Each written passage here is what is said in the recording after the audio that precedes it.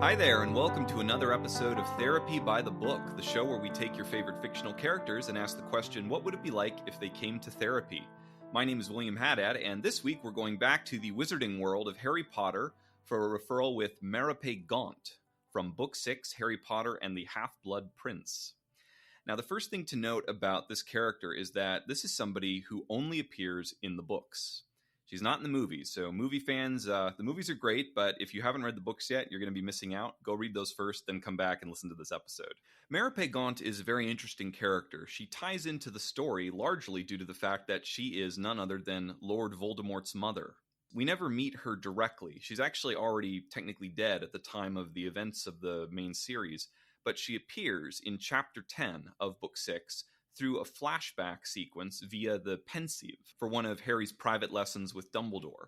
See, in the sixth book, Dumbledore actually takes Harry under his wing for a series of very special lessons, which are really just the two of them exploring through magic memories of various people to learn more about Lord Voldemort's past. At this point in the series, Voldemort has returned, he's back to full power, so it's becoming crucial that Harry get some background info of his own because, as he's already learned in Book 5, he's going to be the one who ultimately is going to have to confront Voldemort if anything is going to be done to stop him permanently.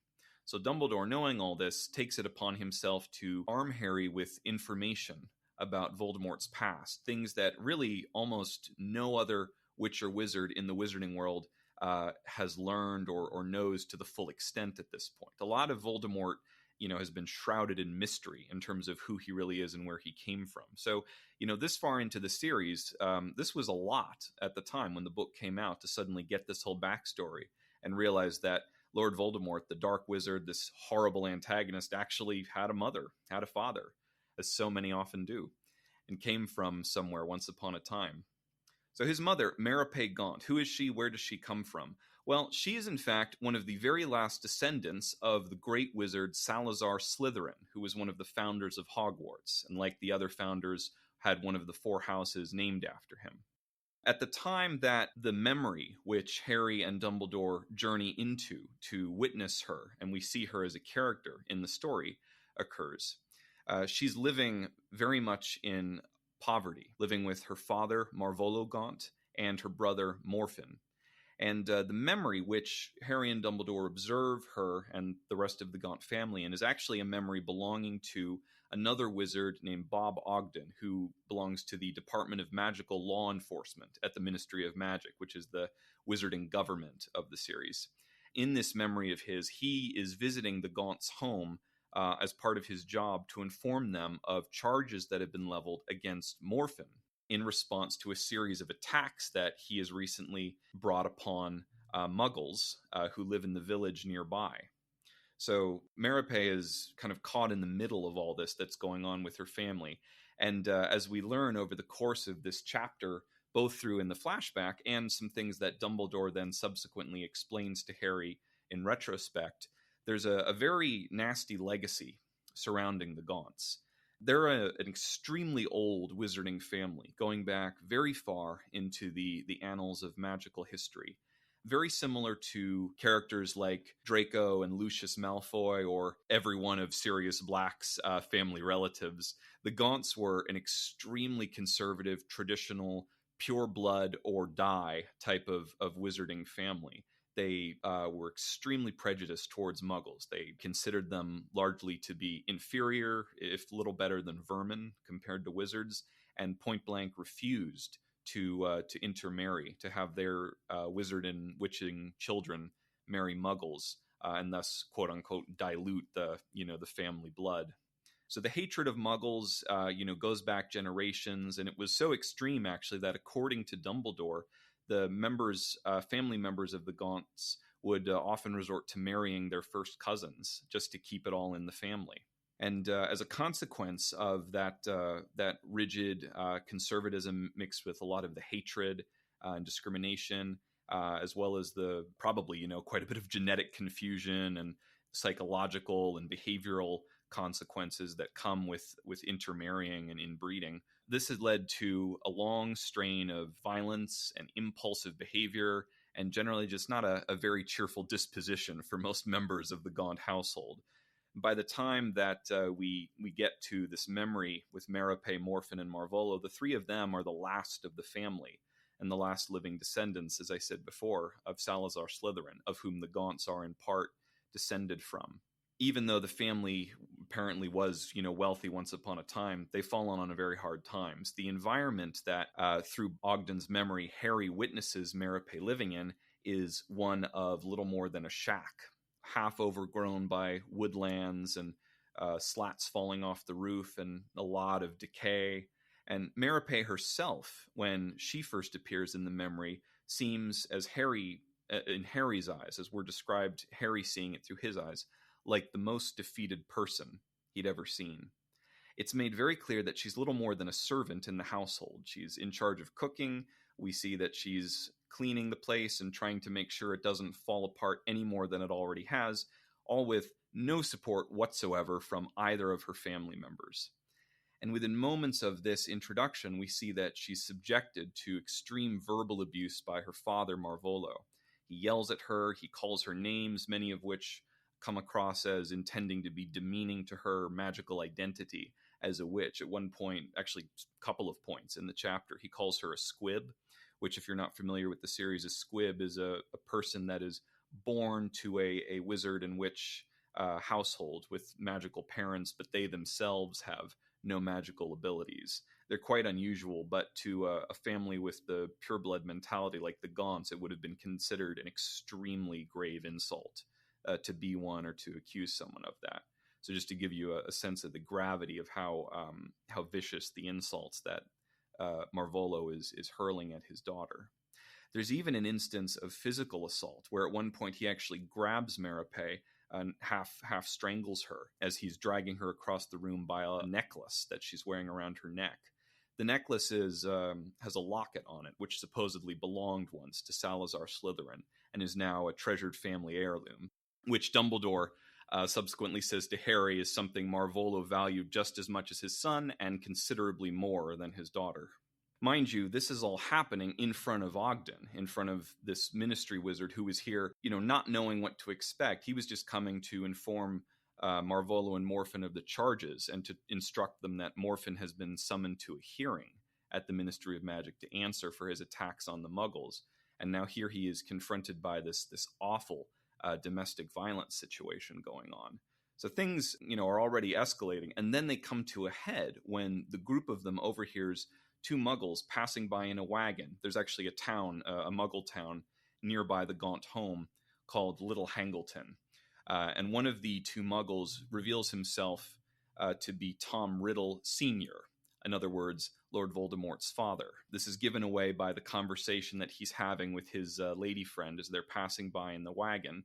And as the four in the house overhear them, Morphin takes this opportunity to reveal to his father that Merope has feelings for Tom Riddle, citing examples that he's noticed she's always making a point to be outside when Tom comes riding by, or is always going to the window to watch him as he's coming back. And he does this knowing the rise that this is going to get out of his father. He's already laughed several times as Marvolo has been bullying and tormenting Merope. And so it's very clear that he does this simply to add further injury and insult to the abuse that Marvolo is already inflicting on her. Very much complicit, if not supportive, in this awful behavior. So, true to form, Marvolo is so infuriated by this that he attacks his daughter, directly attempting to strangle her this time.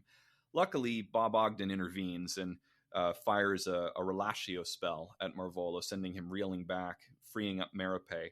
And then he soon calls for reinforcements from the ministry, who arrest both Marvolo and Morphin, leaving Merope free to actually live her own life for the first time. So it's a very dramatic sequence of events that all happens very quickly, and yet keep in mind that for Harry and Dumbledore, who are witnessing all of this unfold through the magical memory of Ogden, these are all events that have long since passed and are many, many years ago. So with the arrest and the subsequent conviction, Marvolo is actually sentenced to 6 months in Azkaban, and Morphin is sentenced to, I think, 4 or 5 years in the wizarding prison. It's quite a break for Merope. Suddenly she's gone from being little more than a slave in her own house to having complete freedom to do what she wants to with her life. Now, before we continue with her backstory, a couple of things. Number one, during the whole sequence where everything is happening, the abuse, Tom Riddle riding by, the fight that breaks out first between Marvolo and Merope, and then with Ogden and the Ministry reinforcements, during this whole sequence, Merope never speaks once. Apart from her screams of pain in response to the abuse, she never says a word. It may even be possible that she's exhibiting what in clinical terms we would call selective mutism, which can manifest as a consequence of extreme repeated abuse or complex trauma, in part as a defense mechanism, in part because of how damaged the self-esteem can become when subjected to repeated abuse. It can feel almost like there is no voice to be spoken by the person who's struggling in all of this. And we see, too, that, speaking of self-esteem, she visibly struggles to use her magic, even basic spells, out of fear for her own safety. After she's left alone, she seeks a way to leave behind this terrible home, obviously. But the means that she comes up with ends up being actually a love potion rather than a spell for Tom Riddle Sr., who she has deep feelings for. And thanks to the magic of the love potion, he falls for her and they end up eloping together. Now, she keeps the potion active for a while, or at least this is what Dumbledore speculates as he says to Harry after they've left the memory. But eventually what happens is she decides to stop the love potion of her own accord. There are a couple of reasons Dumbledore speculates why Merope may have done this.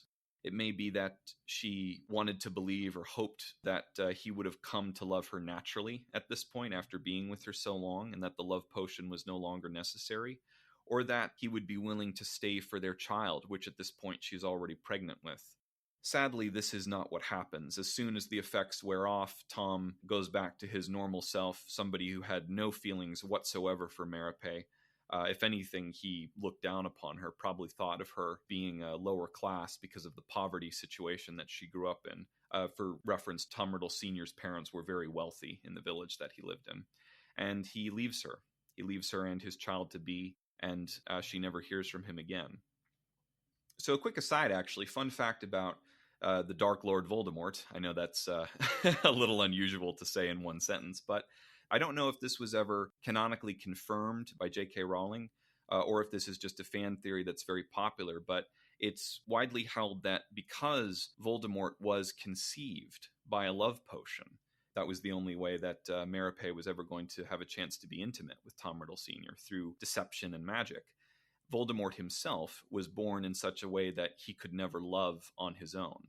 And that's something that always comes back. It's actually even present in the first book before we really even know a whole lot about Harry, much less Voldemort. It's made pretty clear that love is something Voldemort doesn't understand and probably never will. And this is in the sixth book where we finally get the source of why that is, because of he himself was conceived in a bond that was built on illusion and no genuine connection. He'll probably have his own episode later, but for now, we're going to get the focus back onto Merope. There are a couple of reasons why she may have done what she did in terms of the love potion scheme. One question that Dumbledore doesn't really address with Harry, but that is worth reflecting on, is the question of why Merope resorts to the love potion scheme at all. Why not use her magical abilities in some other respect, either to give herself a better life or take time to build up a reputation or possibly find a way to connect with Tom Riddle Sr. in a more organic and gradual way if she wanted a relationship with him so badly. Well, there are a couple of possibilities. One may have been out of desperation. Even though she was now, for the moment, free of her abusive family, both Marvolo and Morphin weren't going to be in Azkaban forever. There was probably at the back of her mind that lingering fear that they might come back someday and put her right back into the hell that she'd been living in for so long.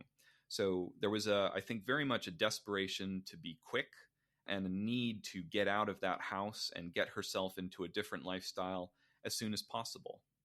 There also, I think, was probably a factor of low self-esteem that played into it. And again, we'll talk about this more when we get to diagnosis, but being abused to the extent that she was, her self-esteem was likely very low at that point. and she probably didn't believe that Tom Riddle Sr. was someone who could ever fall in love with someone like her naturally. She may have seen herself as being forever unworthy. He was always going to be out of her league unless she used a little extra help, like a love potion, to do so. And the third reason, too, that may have also been a factor was simply out of a need for survival. Even though she had the house to herself, it's not like it was a very good house or a very comfortable one to live with. And which, though she was, it's not like she was invincible to the hardships of life, or that magic could solve every single one of her problems in terms of having a life that felt whole and complete. She may have seen an opportunity in the life and the wealth that Tom Riddle Sr. had, and the fact that this would have also been coupled with, despite her low self-esteem, still nonetheless, I think, a sense of empowerment from being able to, as Dumbledore also says to Harry, fully embrace her magical abilities for the first time. Now no longer beaten down by all the verbal abuse and violence and bullying that her family members were inflicting on her. Her magical abilities actually started to manifest properly. Something to note, actually, about Merope, this is mentioned only once and it's easy to miss, but she's only about 18 or 19 years old when all of this is happening. She's very young still, and yet at the same time old enough to have some sense of functionality and identity, though that entire period where that's evolved, all she's known is the torment of her own family. So turning now to diagnosis, this is most definitely complex PTSD, pretty cut and dried here. Although I would add also additional diagnostic labels of selective mutism, as I mentioned before, and depression. Very likely depression is present because of the self-esteem. I think that the sense of self-esteem in Merope is very low. It may even be close to non-existent because of how much she suffered. We never really learn how deeply the abuse itself runs. But given what Dumbledore says about the Gaunt family habit of marrying cousins, I think incest or even sexual abuse may not have been out of the question, especially given the selective mutism. I've actually come across cases a couple of times in my work where selective mutism was present in a client, largely due to just a very, very extreme abuse history, going back in many cases years. And the way that the sense of self can be sometimes altogether dissolved by repeated extreme crushing abuse, especially when the abuse is coming from people that are supposed to love you unconditionally, can create a very wide disconnect between where emotions like love and hatred start and end, or where one's own sense of self begins and ends. And Merope has had to go through this probably her entire life now, despite being only 18 or 19, as I said before. That's a very long time to have to deal with all of this. So turning now to treatment, what kind of approach would we take with Merope if she were our client coming into session? Well, the first thing that I often look to with cases where there's been a lot of abuse going on is to start with rapport building, and honestly nothing else.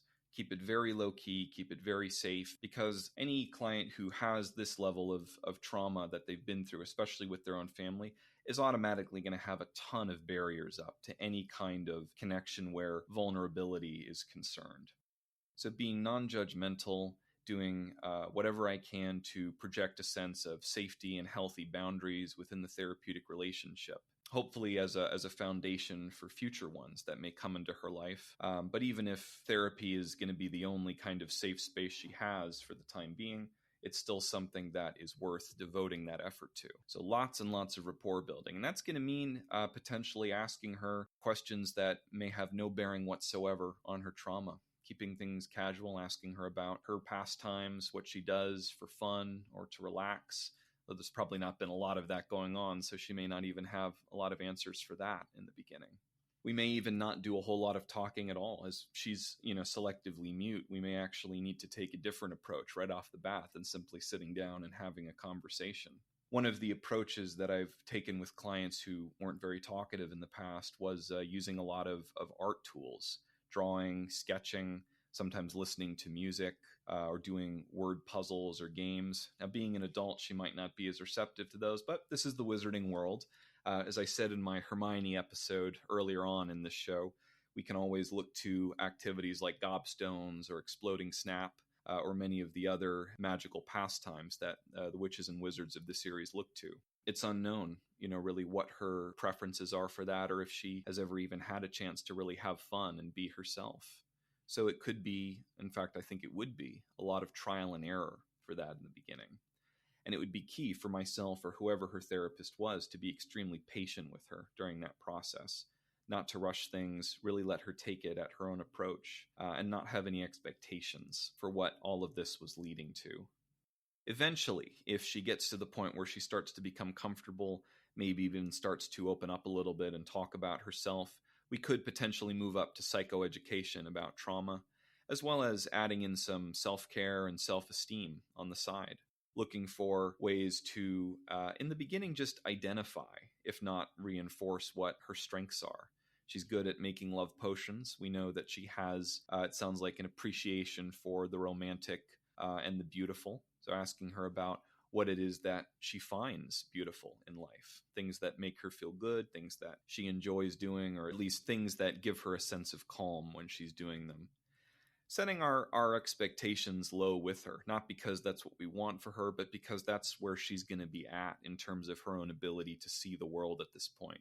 The last thing that we would want to do is push her to try to heal more than she's capable of in a short time. A lot of what I'm discussing when it comes to the psychoeducation and trauma aspect of these sorts of cases, we're talking probably at least 6 months of weekly sessions before we even get close to that point.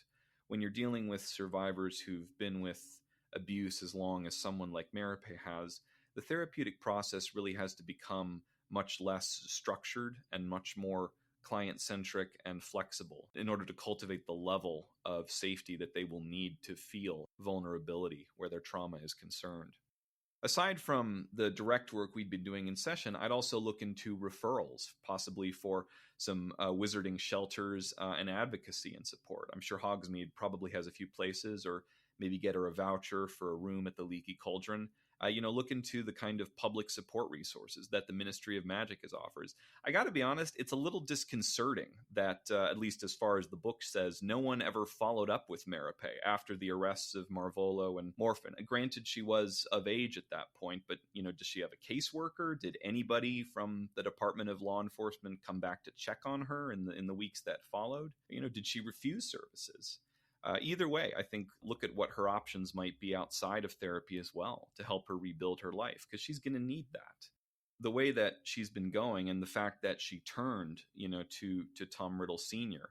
as her lifeline out of this situation, despite actually having a lot of autonomy available to her at that point, suggests that her own sense of the world was very skewed and she was likely suffering from a lot of tunnel vision. I don't think it was just the romantic feelings that were driving her decision-making at that point.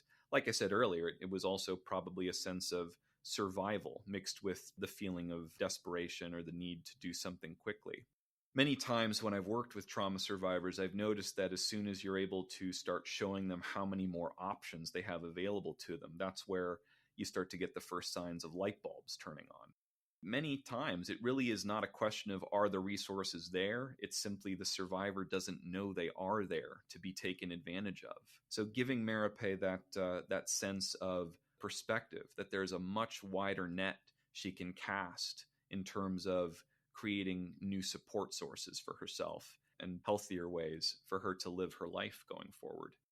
Ultimately, no matter what comes next, something to take note of that I think is very important for anybody working with a survivor of, or even somebody who's still in the middle of an abusive relationship, be it family or a romantic partner, is to remember that it's about helping them feel empowered to make their own decisions and then supporting them in those decisions, whatever it is, whether or not they choose to leave that abusive situation or stay in it or do something else. Empowering and supporting them to make those choices is the best kind of help we can offer people. And that can be hard if we ourselves believe that the best course of action for them is not the one that they feel comfortable pursuing right now. And that can be especially hard for therapists, but ultimately it's not our job to direct them on what to do step by step, but rather to guide and empower them to make the decision for themselves and feel that they owned it, that it was theirs and their choice alone, and to embrace that mentality. As hard as that can be where abusive relationships are concerned, that unconditional support is crucial to the well-being of the client as well as the therapeutic relationship. And that's definitely something that I would strive as Merope's therapist to impart to her.